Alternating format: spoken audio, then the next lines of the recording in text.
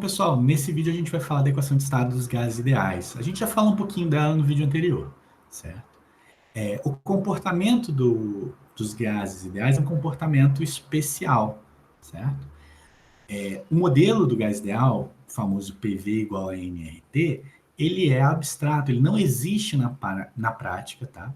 Não existe um gás perfeito, não existe um gás ideal. Só que esse modelo é muito importante. É muito simples matematicamente, ele serve como base para a gente entender o comportamento real, certo? Ele ainda é válido para casos onde a pressão tende a zero ou a temperatura tende para o infinito. Tá? Para a gente entender bem o comportamento real dos gases, a gente precisa entender como surgiu esse modelo, como surgiu o famoso PV igual a nRT. O que está por trás dessa equaçãozinha simples. Tá? A gente vai começar imaginando uma sala gigantesca com várias esferas passeando por essa sala. A gente vai ignorar efeitos de gravidade, tá? Pensar que elas só estão passeando, a gravidade não está puxando elas para baixo, não. Tá? Só para simplificar. Então vamos olhar aqui, ó. Vocês podem acompanhar alguma bolinha vermelha. Quando é que uma bolinha vermelha muda direção e velocidade? Bom, ela pode mudar de direção quando ela choca com a parede, certo? Ou quando choca com outra. Quando ela choca com outra bolinha, ela muda não só de direção, mas também de velocidade. Então, quando que uma esfera afeta a trajetória da outra? Ora, quando elas se chocam.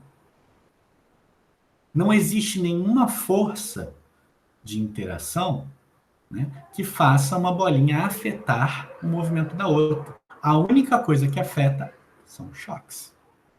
No modelo do gás ideal, não existe interação. A princípio, só existe interação quando há colisão. Tá? Pelo menos nesse modelinhozinho aqui discutido. Tá? Que não é exatamente uma referência, uma simulação, entre aspas, de um gás ideal. Mas daqui a pouco a gente chega lá. Tá? Então, no modelo do gás ideal, não há interação entre as moléculas. Isso já prova que o modelo do gás ideal é um modelo hipotético, não existe na prática.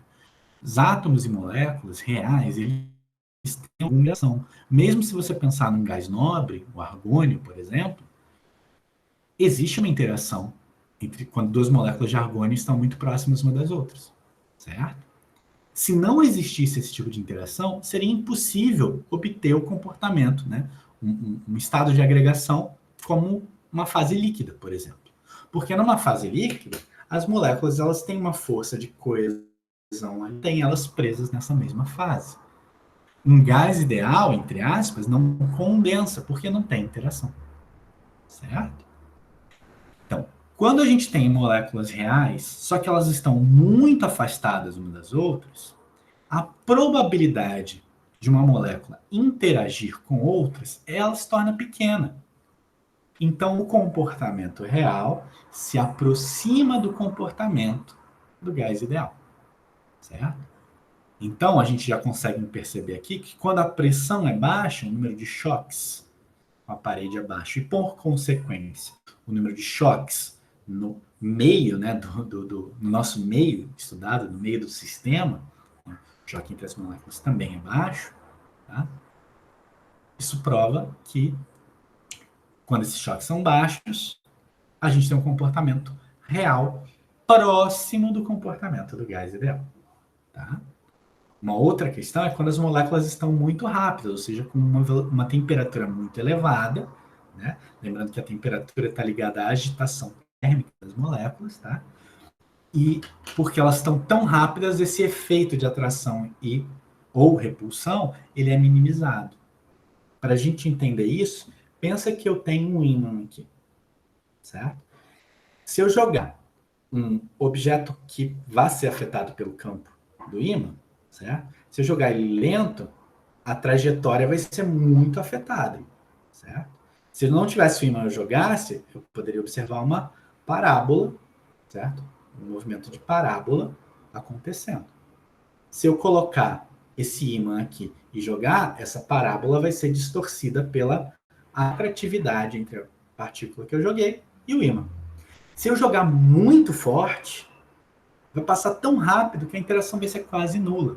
Então, aqui a gente também entende por que o comportamento real, né, de um gás se torna próximo ao comportamento do gás ideal quando a temperatura é muito elevada, porque elas vão estar passeando tão rápido que a duração desse efeito ela vai ser minimizada. Tá? Então, por essas razões, esse comportamento ideal ele é significativo, ou melhor, o comportamento real se aproxima do comportamento do gás ideal quando as pressões são baixas, ou quando os volumes são muito elevados, ou ainda quando as temperaturas são muito elevadas. Tá? Uma outra hipótese do modelo do gás ideal, e essa é difícil de observar, diz respeito a tamanho das moléculas de gás ideal. No modelo dos gases ideais, as moléculas elas não têm tamanho. Elas ocupam um volume no espaço, mas as moléculas não têm volume. Isso é um pouco estranho. Mas se a gente pegar o PV igual a nRT e isolar o volume, a gente pode aplicar a pressão tendendo a infinito, certo? Uma temperatura razoável, né, finita. O que vai acontecer é que esse volume vai tender a zero. Se eu compactar o máximo possível um gás ideal, eu consigo fazer com que ele não ocupe volume nenhum. Mais uma vez, isso prova que o modelo do gás ideal é uma coisa hipotética. Um gás real, as moléculas desse gás, elas têm volume. Os átomos, as moléculas têm volume. Eles ocupam um lugar no espaço, certo? Então, esse modelo é um modelo simplificado, ele não traz um comportamento real, mas ele é extremamente útil. Tá? Como é que esse modelo dos gases ideais foi desenvolvido? Tá? A gente precisa entender que muitas dessas hipóteses que eu mencionei, na verdade, essas duas hipóteses, não há interação. E que as moléculas dos gases ideais, embora ocupem um volume no espaço, elas não têm volume, tá? Isso não foi pensado inicialmente. Tá? Na verdade, no estudo dos gases, o que acontecia é que, dado a rudimentaridade, né, os equipamentos não tão precisos, algumas dessas hipóteses estavam, entre aspas, escondidas. Tá? Então, o estudo dos gases começou lá no século XVII, e uma das primeiras leis foi publicada, né, formulada por Robert Boyle. Tá? Mariotti também publicou, bem próximo de Boyle, um estudo parecido. Existem umas controvérsias aqui a respeito de que seria, na verdade, não foi Boyle que fez o experimento, na verdade, teve uma questão de plágio e tudo mais. Eu vou botar um vídeo depois no Classroom para vocês darem uma olhada para quem tiver curiosidade, tá? Mas, enfim, vamos nos focar nessa lei que foi publicada por Boyle. Ele mostrou que em condições amenas, tá? Repare, 1662, uma certa massa de gás fixa, mantida na temperatura constante, ela conservava o valor do produto de pressão contra a temperatura. Em outras palavras, o produto PV era uma constante, se T e N estivessem fixos. Tá, mas como a gente pode verificar isso? Bom, essa figurinha aqui foi tirada da Wikipedia, tá? A gente tem aqui a temperatura, né, uma chamazinha para manter a temperatura. A gente faz uma medição de volume aqui, tem uns pezinhos para a gente montar, né, a nossa pressão. E aqui a gente tem um gráfico de volume contra pressão. E o que acontece quando eu colocar um pouquinho mais de peso? Eu vou observar que o meu volume vai cair, certo? A minha pressão vai subir, certo? Mantendo a temperatura fixa. Botei mais um pouco, mais um pouco, mais um pouco. E eu começo a perceber esse comportamento aqui parabólico. Hiperbólico, perdão. Certo? E eu chego aqui, então, nessa curvatura aqui. E eu ainda, se eu for tirando, né, coloquei mais um pezinho, mas se eu for tirando os pesos, ó, eu recupero até o início da curva. Isso aqui fica comportamento fixo, certo? Se eu mudar a temperatura, eu mudava esse tipo de curva, mas todas elas têm essa característica de hipérbole. Mas mais interessante do que esse gráfico é esse daqui. Ambos foram tirados do Atkins, tá? E o que a gente observa? Que se eu plotar, né, se eu criar um gráfico de pressão contra o inverso do volume, eu tenho um comportamento linear. E esse comportamento, essa inclinação, ela varia de acordo com a temperatura que eu estou mantendo o meu gás fixo. Lembrando que também o número de mols está fixo. Isso foi observado por Boyle e essa é a chamada lei empírica de Boyle. Lembrando, isso foi feito em 1662. 100 anos mais tarde, mais de 100 anos mais tarde, em 1780, Jacques Charles e Joseph Louis Gay-Lussac formularam uma outra lei. No caso, eles falaram da relação da temperatura sobre o volume quando a gente tem uma amostra de gás mantida a pressão constante. Eles descobriram, independentemente, cada um fez um trabalho separado, né, que se a pressão for mantida constante, o volume e a temperatura ela tem uma relação linear. E eles observaram que isso era válido para sistemas a baixa pressão, uma massa de gás fixa, e foi verificado para diferentes gases. Então, ó, aqui mais uma vez a figurinha tirada da Wikipedia. Então, reparem que agora, o que vai acontecer? Eles vão manter o mesmo peso aqui e vai se esquentar essa amostra. Então, tem gráfico de volume contra a temperatura. Então, eu vou aumentar aqui, ó, um pouquinho a temperatura, o volume vai crescer. Conforme eu vou aumentando, ó, eu vou observando esse aumento linear do meu volume. Certo? E aí eles estabeleceram que o volume era igual a uma constante e multiplica a temperatura em graus Celsius mais 273. Uma curiosidade, inicialmente esse 273 não era o que aparecia aqui não, tá?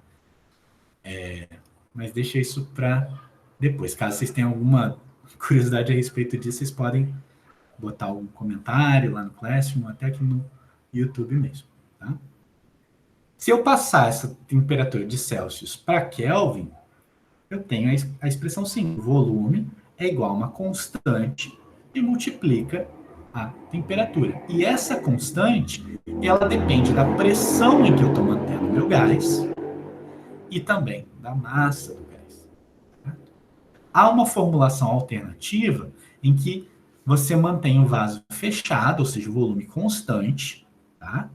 E você aumenta a temperatura e observa a pressão. E há também uma relação de linearidade entre a pressão e a temperatura, ou seja, a pressão é igual a uma constante que multiplica a temperatura. Essa constante, ela é dependente, no caso, do volume e da massa. Tá? Então, reparem que essas leis também, a lei de Charles também é uma lei empírica, elas têm algumas condições. Tá? Aqui a gente tem um gráfico de volume contra a temperatura e de pressão contra a temperatura, com diferentes linhas retas, tá? E que a gente ia observando que conforme a gente diminuía a pressão, a gente aumentava a inclinação, né, dessa reta. Mesma coisa para o volume aqui. Um outro, que aí no caso não é uma lei empírica, mas que é importante para a gente chegar na equação de estado, um outro estudo, né, foi o de Avogadro, né, através do princípio de Avogadro. Ele postulou o quê? Volumes iguais de gases, nas mesmas condições de temperatura e pressão, contêm o mesmo número de moléculas. Né? Isso aqui não tem caráter de lei como os anteriores, tá? Mas também só é válido para algumas condições do gases ideais. Em termos matemáticos, o volume é igual a uma constante vezes o número de mols. Aí, se a gente juntar as leis empíricas com o princípio de Avogadro, a gente chega na equação dos gases ideais. Pela lei de Boyle, o produto PV é uma constante mantendo T e N constantes. Pela lei de Charles e Gay-Lussac, o volume é igual a uma constante vezes a temperatura, né? Ou ainda a pressão é igual a uma constante vezes a temperatura, e aqui temos nossas restrições. E o princípio de Avogadro diz que o volume é uma constante que multiplica o número de mols. Juntando essas equações, a gente chega no PV igual a nRT, sendo que a constante que correlaciona isso é R, né, cujo valor representa o produto entre a constante de Boltzmann e o número de Avogadro. A gente já falou do R aqui. Um detalhe importante: na lei de Boyle, a gente tem essa aqui constante. PV igual a uma constante. Que constante é essa? Essa constante, sabendo da equação 1 aqui, seria nRT. Já que N e T são fixos, isso tudo é uma constante. Agora, pela lei de Charles, V é igual a uma constante vezes T. Que constante é esta aqui? Olhando a equação 1, essa constante seria nR sobre P. Como P e N são constantes, isso tudo é constante. E assim por diante. Tá? Juntando essas leis, a gente chega no princípio dos gases ideais. Tá? E qual a validade dessa equação dos gases ideais? A gente já discutiu as hipóteses, quanto que são válidas, mas como é que, a partir desses experimentos com gases reais, se chegou à equação dos gases ideais? Todos esses experimentos que a gente citou, eles são muito simples para os dias de hoje. Tá? Lembrando, o de Charles foi em 1780, o de Boyle em 1662. Tá? As condições em que aqueles sistemas, aqueles gases foram estudados eram amenas. Então, os desvios do comportamento de gás ideal eram pequenos. Na realidade, todas essas leis são chamadas de lei limite, porque elas só são válidas, perfeitamente válidas, no caso de P tendendo a zero.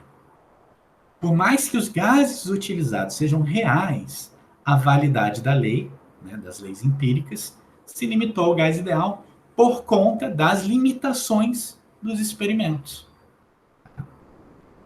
Em alguns casos, a gente pode ter um comportamento de gás ideal para faixas maiores de pressão, especialmente quando a gente está falando de gás nobre, tá? Ou de moléculas apolares, muito apolares.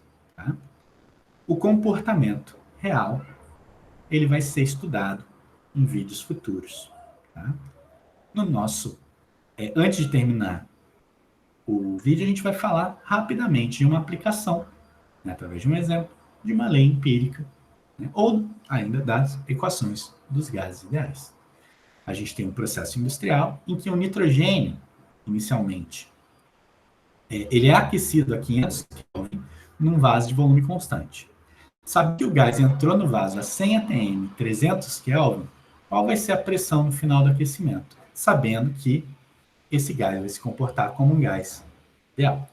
Olha, a pressão está alta aqui, mas o fato de ser nitrogênio, a gente pode assumir um pouquinho esse comportamento, sabendo que a gente está errando alguma coisa. No final desse exemplo, a gente vai ver o quanto a gente está errando. Tá? Como é que a gente resolve esses problemas? Eu, particularmente, gosto de montar tabelas e armazenar todas as informações denunciadas nas tabelas. E que tabelas são essas? Olha, são tabelas que eu chamo de tabela de estado. A gente tem um estado inicial, um estado final e nossas possíveis variáveis de estado, N, P, V e T. Certo? Então, a gente vai começar preenchendo esses valores aqui. A gente não sabe qual o número de mols. Tá? A gente sabe que a pressão inicial é 100 atm. A gente não sabe o volume. E a gente sabe que a temperatura inicial é 300 e que a final é 500. Apesar de a gente não saber o número de mols e o volume, a gente tem que assumir, né, que o número de mols é fixo. A gente não está tendo nenhum gás escapando, nem saindo do vaso. E mais ainda, que o vaso tem volume fixo. Então a gente anota primeiro essas informações e anota o que não altera. A única incógnita aqui, então, é a pressão final. onde a gente pode aplicar a lei de Charles, né? Que a relação de P sobre T é uma constante, ou seja, a pressão final sobre a temperatura final é igual à pressão inicial sobre a temperatura inicial. E isso é válido porque N e V estão fixos. Fazendo isso, a gente chega a 166,7 atm como pressão, certo? A experiência mostra, né, que fazendo esse processo e medindo, a pressão seria de 183 atm. Então, ao assumir que era um gás ideal, a gente errou aproximadamente 10% a pressão. Lembrando, gás ideal é uma hipótese, né, um modelo simplificador que não é válido em todos os casos. A gente está falando de pressão bem elevada aqui. Ao usar essa equação, a gente comete um erro. A questão é quanto de erro a gente está cometendo, até quanto a gente aceita. Aqui 10%, dependendo do processo, pode ser aceitável. Se não for, é preciso usar um modelo mais sofisticado. Isso são discussões que a gente vai ter nos próximos vídeos, além, né, de uma discussão a respeito de mistura de gases ideais. Por esse vídeo é só e até o próximo.